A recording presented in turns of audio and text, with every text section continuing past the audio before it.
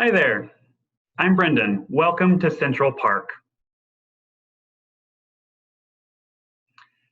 The Central Park Conservancy is the nonprofit organization that takes care of Central Park year-round. And throughout this challenging time, our incredible operations staff have been out in the park, maintaining the lawns and gardens, clearing leaves and garbage, and really helping the park wake up from a very, very long winter. Now, because getting to Central Park is not an option for so many people, we here at the Conservancy thought it would be a great idea to bring the park to you. And that's what we're going to do today. Join us every Wednesday at 12:30 for a weekly walk. Today, we'll explore the park's southern end. You'll get to see some of the flowers that are currently blooming, and you'll hear a little bit of history on the way. It should take us about 20 minutes or so, and just enough time to get a midweek recharge. Now, before we get the program started, there's a few housekeeping items. The first is that all participants are muted, but that doesn't mean we don't want to hear from you just because we can't hear you. You can use the chat feature to comment and ask questions. And two of my colleagues, Juan Jesus and Ian McGrath, they're on with me, and they'll answer any questions that you have. You'll also be invited to participate in a few polls, which means something will pop up on your screen. You can vote, and once you do, it'll go away. And if you don't want to vote, just hit the little X in the upper right-hand corner. All right, go open a window and feel the breeze on your face, and let's get started. And if a cat walks across my screen, I apologize in advance.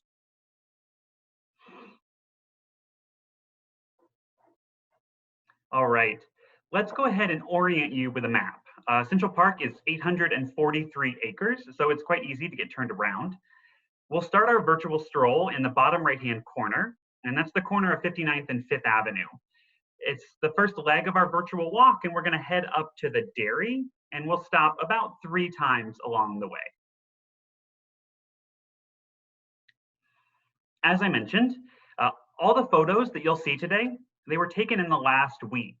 And so this is a view of the pond, which is the first water body that you see when you enter from 59th and 5th Avenue. Now, although this water body is just a quick walk from a bustling street, it feels like the hustle and bustle just kind of melts away. Suddenly, the jarring sounds of honking car horns are replaced by birds chirping, leaves rustling in the trees. Replaced might be a rather strong word, but I will say the car horns are indeed muffled. And that's because the park's designers, Frederick Law Olmstead and Calvert Vaux, they purposefully sloped the park downward so the hills and walls that line the park would block some of that street noise. Now, we can't pass this extravaganza of fuchsia and green without stopping to smell the rhododendron. Rhododendrons were first propagated locally here in New York City by a gardener named Samuel Parsons Jr. He actually owned a nursery that was out in Queens. Not only can we thank Parsons for the rhododendron, but his nursery also supplied Central Park with many of its initial plantings. Okay, let's move forward to Stowe Bridge. Now, during the summer, this bridge is covered in greenery and vines, and those are just now starting to creep along the archway. It was created out of Manhattan mica schist, which is the bedrock of Central Park and the bedrock of Manhattan. Many of the park's features were actually created out of this rock. It's also what composes the park's signature rock outcroppings. This is the second bridge that was constructed on this site. It was actually built in 1896. The first bridge was created back in 1874, and it had a very different look. It looked like this. This is actually the original design for what today we know as Stowe Bridge.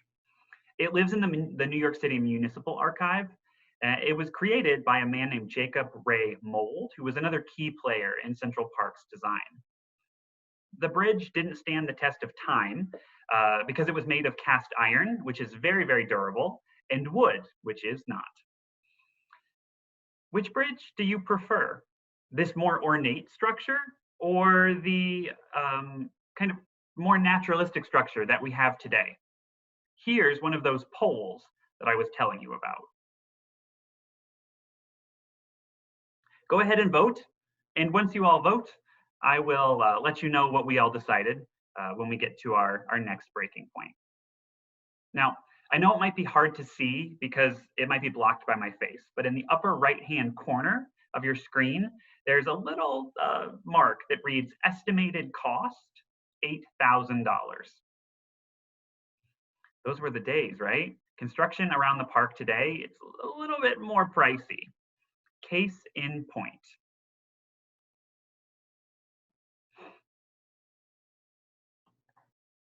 Now, Olmsted and Vaux knew that New York City was going to grow, and they actually planned Central Park accordingly. But it's fair to say they didn't know it was going to grow this much. With skyscrapers reaching over 130 floors, over 1,500 feet tall. Now, the Central Park Tower, which is the blue building that is right in the middle, and it extends well past the edge of the frame, is actually the tallest residential building in New York City, and it's one of the tallest towers in New York City, period. And although this photo might be a little disconcerting to some, it was taken just above Woolman Rink, it further illustrates just how important the greenery of Central Park really is. Well, the greenery, and then there's pinkery. We don't want to count out that eastern redbud that you can see on the right. Okay, let's head over to the dairy. Now, before I show you a picture of the dairy today, I wanted to give you a brief history of this really incredible structure. In the foreground, you see a wooden loggia. It's sort of like a beautiful carport. And the stone part of the building can be seen in the back.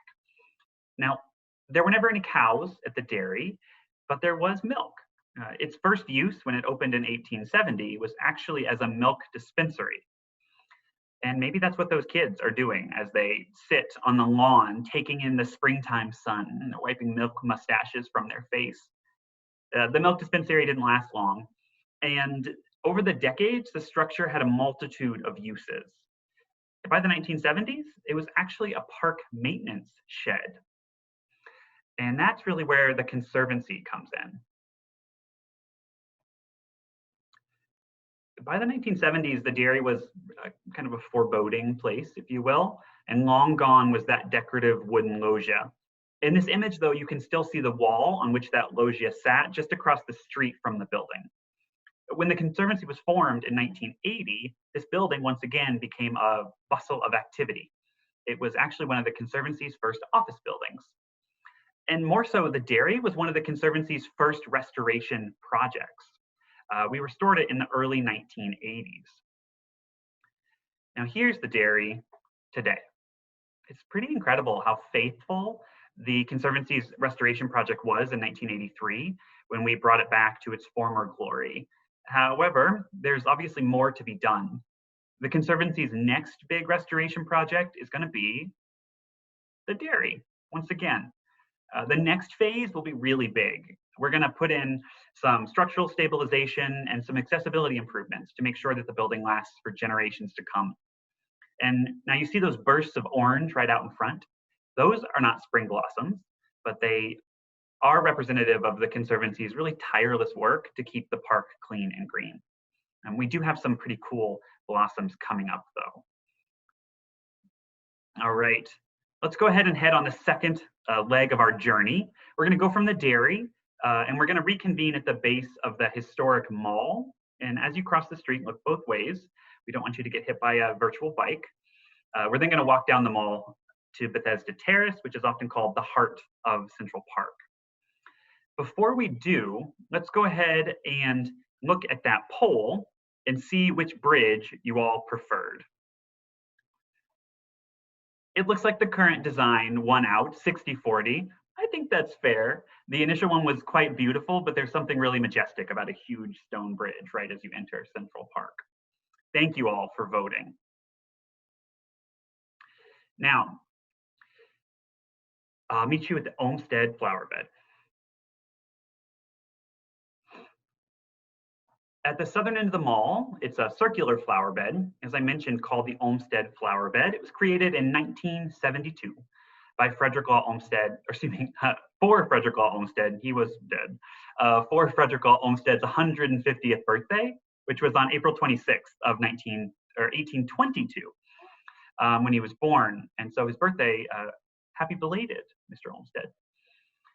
Every fall, the Conservancy plants thousands upon thousands of tulips throughout Central Park. Most of them are actually in the conservatory garden, which is at the park's north end.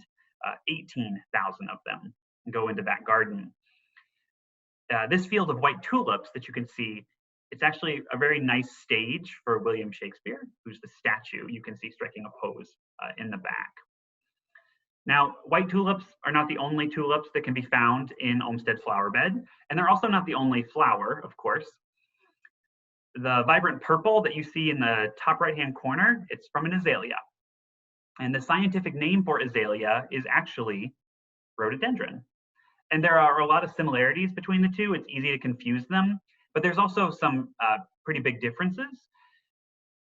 Azalea flowers typically have they're typically smaller than rhododendrons, and they only have one blossom per stem. Rhododendrons traditionally have many more. We have 5 different versions of azaleas all throughout Central Park. Now, this Olmstead Flowerbed, it marks the beginning of the historic mall, and that's probably one of Central Park's most iconic sites.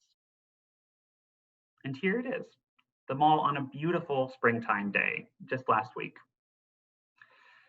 Now, this mall provides a majestic view in every season. It's got these really bright green leaves in the summer, little buds in the spring, this beautiful, beautiful orange foliage in the fall, and even the silhouettes of the American elms are really special in the winter. I'm wondering, which is your favorite season in Central Park? Let's see. There's another poll right in front of you. Now, there's 6 rows of American elms that line the mall, and each tree is unique in the way that its branches curve over the pathway. We actually in Central Park have the largest and oldest strand of American elms in the country, and it's one of the reasons that this path is so picturesque is because it's straight. And it's actually one of the only straight lines that was originally designed for Central Park. You can see that here in this old map. It's from 1873.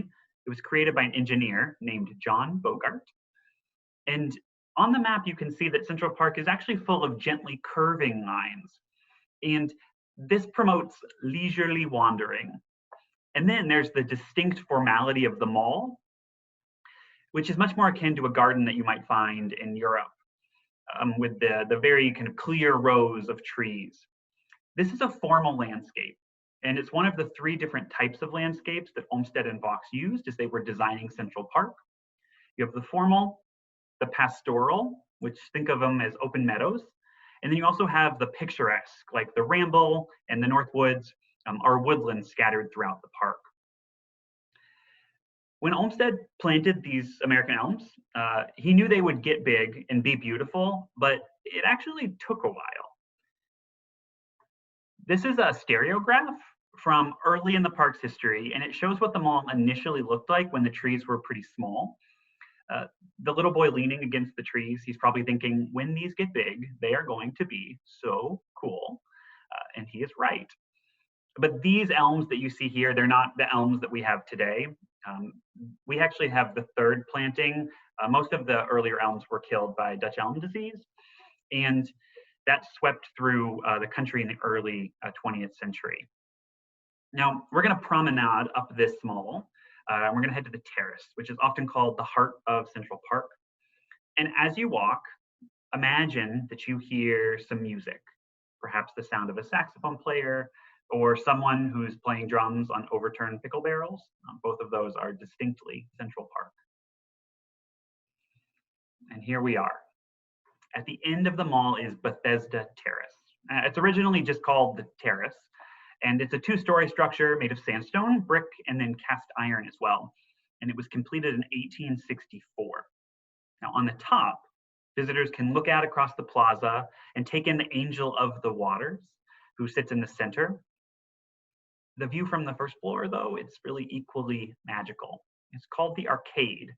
And musicians, they're very, very common because the acoustics are fantastic. And if you see that man playing guitar in the middle, just imagine the sound of his guitar reverberating throughout the space, bouncing off the Menton tile ceiling. What song do you think he's playing? You're probably thinking My Heart Will Go On from the movie Titanic, and you are correct. That is exactly what he was playing. Now, the Angel of the Waters, the statue that you can see in the middle, she was unveiled in 1873, but actually the park really opened in 1858, and so people started to utilize it as different landscapes open. And people were enjoying the fountain at the terrace long before the statue actually appeared. Here's an old postcard of the fountain prior to the installation of the statue. I love this because it looks like a beautiful spring day, and the rainbow is a very nice touch. Now, if you see a path curving along the left side, that's actually where we're headed next.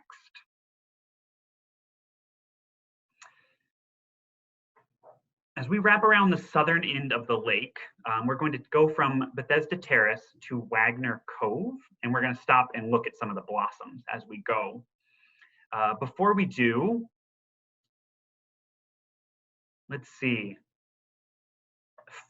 Spring edged out fall just by a little bit as our favorite season in Central Park.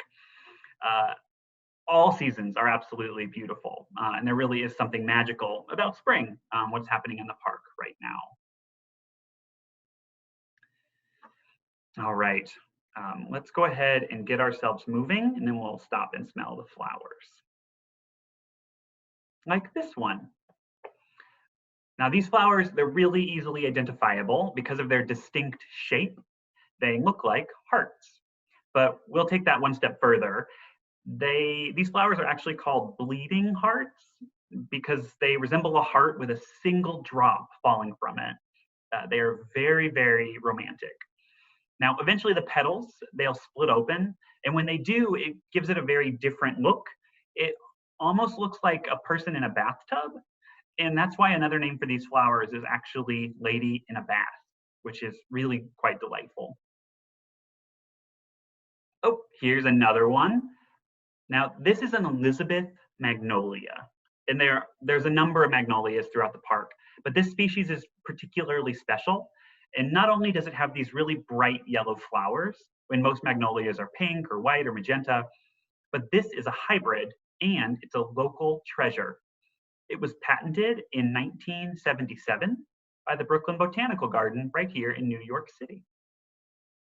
All right, we'll keep moving, and another one. Everywhere you look, there are pops of color. These are bluebells, and they can be seen just around the curve of the lake. Now, the prominent apartment building that is in the background, that's the San Remo. It's designed by famed architect Emery Roth in 1930. In a few weeks, this view is going to completely change. It'll be filled with a million different shades of green. In the lake, Central Park's largest naturalistic water body, its shape was really purposeful because there's no spot that you can see the entire lake. It's full of coves and inlets, and that encourages people to explore. And one of those coves is Wagner Cove. Now, Wagner Cove, it's located at the southernmost end, and like many inlets and coves, it has a rustic wooden boat landing, and you can see it peeking out behind the trees in the right-hand image. In 1860, 6 boat landings were built around the lake for recreational boaters and for passenger boats, so tiny ferries carting people around. Over time, those were destroyed and rebuilt and destroyed and rebuilt, and so they lost a lot of their original grandeur. But in 2016, the Conservancy fully recreated 5 of the boat landings, including this one, and you can see it's framed by an eastern redbud tree. These trees, they're one of the most beautiful trees to see in the spring because their blooms, they look like tiny peppers or like little boots. And they actually occur not only on the branches, but all along the tree trunk as well. And they outline the tree in this really incredible electric pink color. Okay, so we're nearing the end of our stroll. For the final stretch, we're gonna hug the west side of the lake and head up to the Ladies' Pavilion. Now, we're not in a rush, so again, we'll stop and smell the flowers. Before we do, I'd love to go ahead and hear from you. I'd love to hear where else you'd like to see us explore on one of these weekly walks. You can go ahead and you can vote as we finish up. All right. Now, as we walked around the lake, you couldn't miss this heliobore. It's incredibly beautiful. It's often called a Lenten Rose, and it's really special because it blooms for quite a long time, from December really up through the mid-spring. The flower, of course, is much, much smaller than it looks in this picture, but I couldn't help but get up close. And I made sure to stay on the path, and I didn't bother the flowers. And of course, I left it there for everyone else to enjoy. Okay, we've reached the end of our weekly walk. This is the Ladies' Pavilion. It's a beautiful structure, really ornate, and it actually can be found just off the West Drive, and it's actually tucked away on the shores of the lake, and so it's often missed by passerbys. Architect Jacob Ray Mould, he designed this Victorian pavilion in 1871, and it was actually a shelter for trolley passengers, but not in-park trolley passengers. It originally sat at Columbus Circle, and it was relocated here in 1912. And it's right on the edge of the former Ladies' Pond, which is this, well, former secluded inlet that ladies could skate privately away from the peering eyes of the men. The pond or the inlet is unfortunately now gone. So I'll leave you with this view of the lake from the Ladies' Pavilion. Before I do, I did want to share some other ways that you can enjoy Central Park virtually. You can follow us on social media. You can check out our website, centralparknyc.org. And when you get there, you're going to see a link at the top called My Central Park. It looks like this. Now, the My Central Park campaign is supporting people during this challenging time. On the My Central Park page, you can learn a little bit more about the park and how it served as a respite in times of crisis. You can read stories about why the park is important to New Yorkers, and you can share your own stories as well. You can also download some fun coloring pages and word scrambles and the cool Zoom background that I'm using right now. It's been a pleasure virtually strolling through the park with you today. We're going to do this again next week, same time, same place. So we hope to see you again. And from the Central Park Conservancy, stay safe and be well.